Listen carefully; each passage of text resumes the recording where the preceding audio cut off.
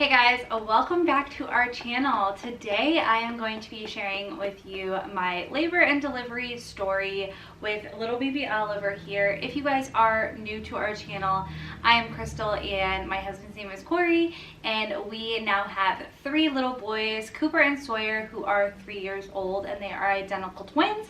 And now we have baby Oliver, who is just turned a month old today. So I finally feel confident enough in his schedule and anticipating what he needs to actually sit down and film the story of how he was born. So if you guys would like to hear his crazy birth story, then just keep watching.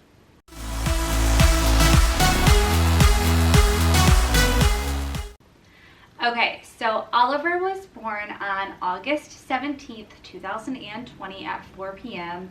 I was in labor for 16 hours and I pushed for 20 minutes. So it was a fast labor, fast delivery, and a lot of things happened in between that. So backing up to that Sunday, which was August 16th, I felt so off all day. I felt tired.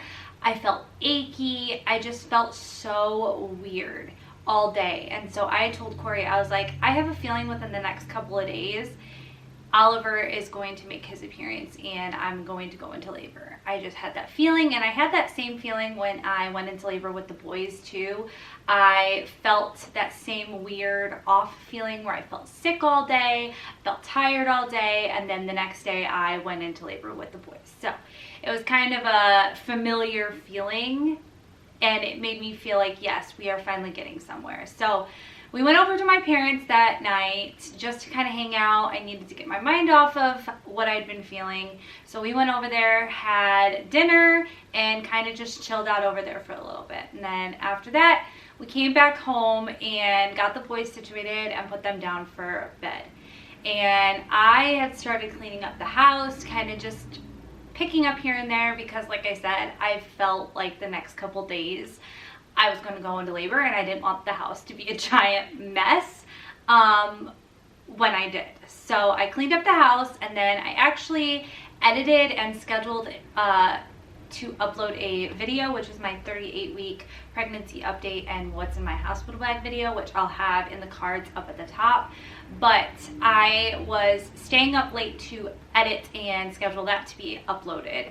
And I didn't go to sleep until around 11:30. So finally, after I got that uploaded or scheduled to be uploaded, I went to sleep, and I fell asleep super fast because I was really, really tired. So I woke up at around, like, I would say 12:10 a.m.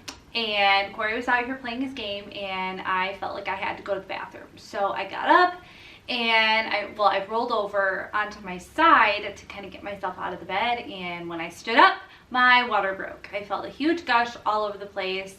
It was all down my leg, all on our comforter. It was everywhere. It was a giant mess. So I waddled my way into the bathroom, and sure enough, I was still leaking fluid. So I yell out to Cory, "Cory, I think my water broke." And he was like, "Are you sure?" And I was like, "Yeah, I'm pretty sure my water broke," because it was a lot of fluid. So at that point, I get myself all situated, get myself all cleaned up, get a new pair of pants, and I call labor and delivery. And I'm like, "I'm pretty sure my water just broke. We're going to be headed in here soon." And they ask you how far along you are. I was 39 and 1. And they were like, "Okay, awesome. You'll have to come through the emergency room doors when you get here." Okay. So I get off the phone with them, and then I call my mom because the boys were sleeping upstairs. So of course I needed somebody to stay with them. So I call my mom and I tell her my water broke. Labor and delivery said to head on over. So can you come over and sit with the boys? She said, "Absolutely." So she was here within 10 minutes. We got the car packed up. We had already had the hospital bag and everything pretty much in the car, which was awesome. But we got everything situated, and then as you will see, as you might have seen in my welcome baby Oliver video, which again I will have linked up in the cards above. But Cory and I were on our way to the hospital, and the whole entire time we were just talking about how we think this is real, and like this is the closest thing we have felt in the last 3 weeks to being in labor. Because if you guys hadn't known, I was in premortal labor for pretty much 3 weeks before he was born, and that pretty much means I was consistently contracting, but it was not making me dilate, it wasn't making me progress or go anywhere. So that was fun. But we were just talking about how we can't believe that it's finally time, and hopefully within the next, you know, day that we would have a baby. So we got to the hospital, and you have to go through the emergency room doors because they lock the actual hospital doors after a certain time, and of course it was 12:30 in the morning, and so we had to go through the emergency room doors. I was still leaking amniotic fluid at that point, and Cory had put a towel down on my seat so that I wouldn't get it all over the seat. And we go to get out of the car, and I stand up, and I told him, I'm like, I'm still leaking. I felt so embarrassed because, again, it was like dripping down my leg. It was going everywhere. So we grab the towel, I wrap it around my waist, and Cory's like, you're okay. Everything's fine. It's normal. It's nothing to be embarrassed about. Let's just get you into the hospital. So we get to the emergency room doors. He gets me a wheelchair. I sit in the wheelchair, and the nurses take your temp because of COVID. They take your temp. They ask you the questions. Have you been around anybody that has coronavirus? Do you have any symptoms? Blah, blah, blah. So finally, they get us all checked in and whatnot. And finally, we go down to labor and delivery. Cory is zooming down the hallway, by the way. He was going so fast. I told him, I was like, slow down. I was like, we're good. I'm not contracting like super fast. I said, so just slow down. So we get to the labor and delivery area, and the nurse asked me if I was Crystal, and I said yes. And so she's like, okay, we have to check you into triage just to make sure that it is your water and it's not just pee. So they take me to a triage room, and at this point I was still leaking fluid. And so the nurse was like, okay, I need you to get onto the bed, and then I'm gonna check with this little like stick thing to see if it actually is amniotic fluid. I stood up, and she's like, wow, that's a lot of fluid, so we're just going to swab the towel that I was sitting on, and we'll see. So she swabbed it, looked at it, said, yep, that's your amniotic fluid. We're taking you over to an actual room. So I get wheeled to another room, which the room that I was put in was actually the room that my sister was in when she was in labor and after delivery with my nephew over a year ago. And actually a year ago Saturday. So we were in the same room, and I was like, this looks oddly familiar. Cory's like, are you sure it's the same room? I'm like, yes, it's the same room. So sure enough, it was the same room that my sister was in labor and after delivery with my nephew, which was really cool but kind of weird at the same time. So they get me into the bed after I changed into a gown, and she gets me hooked up to the monitors, and she's asking me all the questions that they need to ask. And then she goes to check my cervix, and sure enough, I was at a 1.5. I had been stuck at a 1 since 32 weeks, and so to know that I was like slightly dilated made me feel so much better.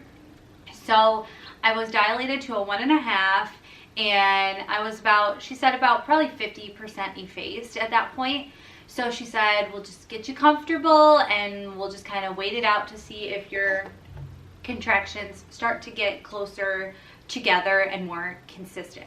So after that, she asked me if I needed anything, and I had my heart set on using a peanut ball and an exercise ball for labor, just because I had read that it helps with dilation and it helps with pain and just all this stuff. So she got me both of those, and then The hospital staff at the hospital I delivered at is really hands off when it comes to labor.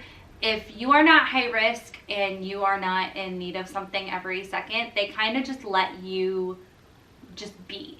So Cory and I were by ourselves. We decided it was probably time for us to get some sleep because he hadn't gone to sleep at all, and I only had probably gotten about 45 minutes of sleep at that point. So we both fell asleep, and then the nurses were rounding and doing shift changes at 7:15.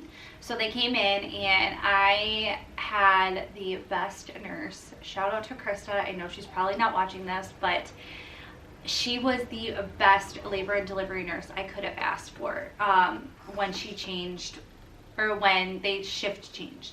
So at that point, they Krista had gotten me all situated, and she was like, I'm going to check your cervix again.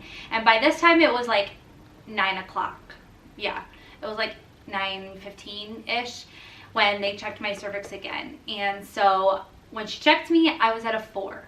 And so my water had been broken for around 9 hours at that point.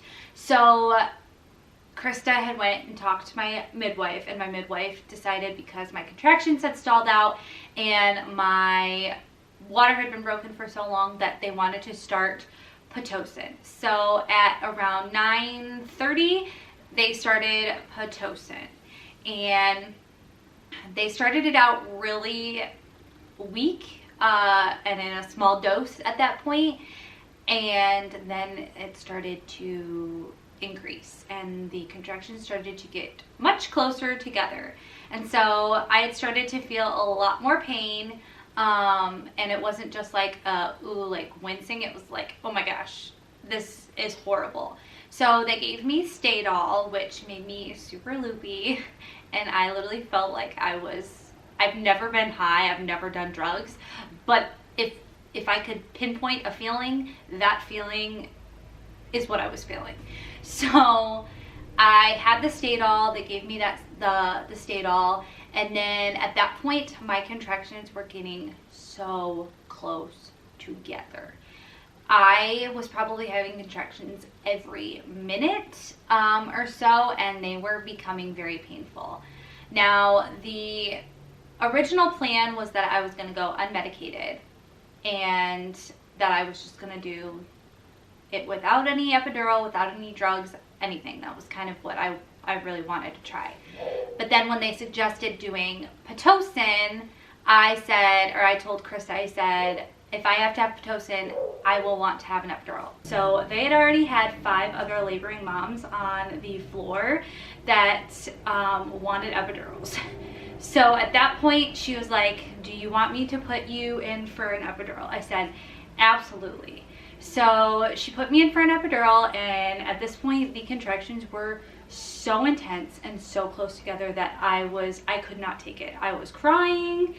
It was rough. So at that point, the anesthesiologist came in and got me all situated with the epidural.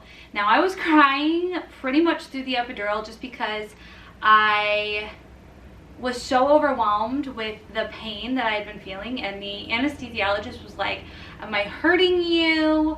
You know, is something wrong? I said, no. I said, it's a lot, and you know, I'm just ready for the pain of these contractions to be over. So they got the epidural in place, and boom, within like 5 minutes, my legs were completely numb. And so Krista, my nurse, needed Cory's help to scoop me up the bed because I was a little bit too far down. And I can remember Cory had one arm, Krista had the other, and all of a sudden on the count of 3, they pulled me up, and when they pulled me up the bed, I went, wee! And I don't know if that was still like the Stadol that was in my system that was making me loopy, or if I was just so happy to not be in pain anymore that it just was making me loopy as it was. So at that point, Krista checked me again, and I was at a 6, I believe. Yeah, I was at a 6, which was perfect. So So from then on, after I got my epidural, Krista had put the peanut ball in between my legs and was flipping me from side to side to help my cervix dilate a little bit more. So I would spend like probably a half hour or so on one side, and then I would flip to the other side. So I just kept going back and forth, back and forth. So I actually have text messages that were sent from Cory that he sent to my sisters and my mom when I was in labor. And so I can kind of tell you exactly what time everything happened at, because it then progressed super fast after that. So I got the epidural at 12:37, and then she was flipping me back and forth. And when she came to check me at 12:45, I was at an 8, and he was super low. So she just kept flipping me back and forth, back and forth, back and forth. And then when she came to check me again at 3:17, so remember the last time was at 2:45, she came to check me at it was like 3:15, and I was at a 10. And so she sat me up because he was still kind of high, but like low enough to where if I needed to push, I could push. But she wanted to get him just a little bit lower, so she sat me upright. And then after that, that was at 3:23. And then I remember her coming in and saying, hey, we just talked to your midwife, and she's like, if you want to start pushing, we can start practice pushing. So they got me up in the stirrups, and she's like, if you feel like you have to poop, she goes, that is your body telling you that you need to push. So I hadn't had any feeling in my legs, but I could feel the contractions in my stomach. So when I felt that contraction come on, I was like, I need to push. So I pushed probably 2 or 3 times, and then Krista was like, I'm gonna go get the midwife, because you're about to have a baby. So midwife comes in, and I'm pushing, and Cory had made a whole thing that he was not going to look, but he ended up looking when the midwife was like, do you want to see? And so he looked down, and then he was the best coach. He was telling me like, you've got this, you're doing awesome. Throughout all of my labor, when I'd have contractions, he'd tell me when they would peak and when they would end, and it was awesome. He did so good with helping me through everything, especially with COVID and not being able to have my mom in there. He was awesome. So I pushed for 20 minutes, and Oliver came into this world at 4 p.m. and I was the first laboring mom on the floor to have their baby. So, and Krista had made a whole joke about how we were gonna like have a competition of who was gonna have the baby first, and in the end I had Oliver first, and then another laboring mom had her baby at 4:01. And so it was funny talking about the competition, that who was gonna have the baby first. But after he was born, he got put on my chest, which was so special because I didn't get to do that with the boys because they were rushed off to the NICU after their C-section. So I didn't get to do that with the boys. So I snuggled with him. Cory cut the cord, which I was really surprised because he's very squeamish with blood. So I didn't think he would cut the cord, but he did. And then I'm holding him, or we're just like oogling over him, and all of a sudden I feel really like lightheaded. And I had 2 tears, a vaginal wall tear and a second degree perineal tear. And so my midwife had already delivered my placenta and was just getting me stitched up. And she looks up at me and she goes, "You still doing okay?" And I said, "Is it normal to feel like really, really dizzy?" And she was like, yeah, to a little bit, but let's just take your blood pressure to see. So they took my blood pressure, and it was like extremely, extremely low. And, at that point they were worried about hemorrhaging, worried about stuff with the epidural, just all these different issues that could come about. So I told Cory to take Oliver, and they had him all wrapped for him, and so Cory went and sat on the couch, and they're massaging my stomach, and if you have ever had a baby, you know how painful that is. They were massaging my stomach, and I was like scream crying because it hurt so bad. And all of a sudden, anesthesiologist comes running in, 2 other nurses come running in, and my midwife's like, she's not hemorrhaging, like bleeding's under control, she's not hemorrhaging. And so I have the anesthesiologist, one of the anesthesiologists, checking my catheter for my epidural. Then he wanted to start another IV in case he needed it, so he was on this side. Then I had a nurse on my right side trying to start an IV on my hand. She blew a vein in my hand, which I was already freaking out as it was. I am bawling because so much is going on and nobody is saying anything to me. So I finally, like, I'm crying. The assisting OB that assists my midwife, she came in. She pretty much told everybody to just like stop, freeze, chill out. What is going on? She looked at me and she goes, Crystal, why are you crying? What is wrong? Are you hurting? And I said, no. I said, I'm just scared. I said, it's a lot going on right now. And I was like pretty much having a panic attack. So I had a nurse, or I had 2 nurses, Krista, which was my original nurse, and Jillian, who pretty much just sat there and was like, you are okay. We just took your blood pressure again. Your blood pressure's perfect now. You know, it just kind of happens that sometimes this happens. So finally, after everything calmed down and they got me all situated, my doctor, you know, the assisting doctor came over to me and she just talked to me and she's like, you just had we're going to call it a hypertensive episode. And that's what it was called. So then after that, it was just me and Cory in the room, and it was calm, and we were just loving on him so much. And then of course they did shift change again for the nurses, and so I got a whole new nurse. And at that point, when your epidural wears off, they want to get you up to go to the bathroom. So my epidural had pretty much worn off, and my nurse wanted to get me up to go to the bathroom. And she gets me up out of the bed, and I'm like shuffling, but I start to feel again really, really dizzy. And this was like at 9:30 at night, so a good 5 hours or so after he was born. I was still feeling that way. So I got up, shuffled myself to the bathroom. My nurse asked me, are you doing okay? I was like, I really am feeling kind of dizzy. So she sat me down on the toilet, and the next thing I know, I wake up and I have probably 4 or 5 nurses around me, and they're all trying to get me to wake up, and I'm still like having tunnel vision, and it was just crazy. I am still sitting on the toilet trying to, you know, they're trying to get me all cleaned up and whatever, and I'm just like out of it. I am so zoned out. So finally another nurse came over and she looked at me and she's like, you feel like you're in a tunnel? And I said, yeah.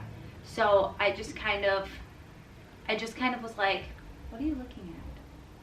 The dog's like looking at something weird, so I don't know if it's the neighbor. He's just staring at me weird. But what was I saying? Oh, she's like, keep talking to me, keep chatting with me, to keep you out of that tunnel. So I kept talking to her and telling her about the boys and all this stuff. And so finally they got me cleaned up. They got me new sheets, new linens, everything.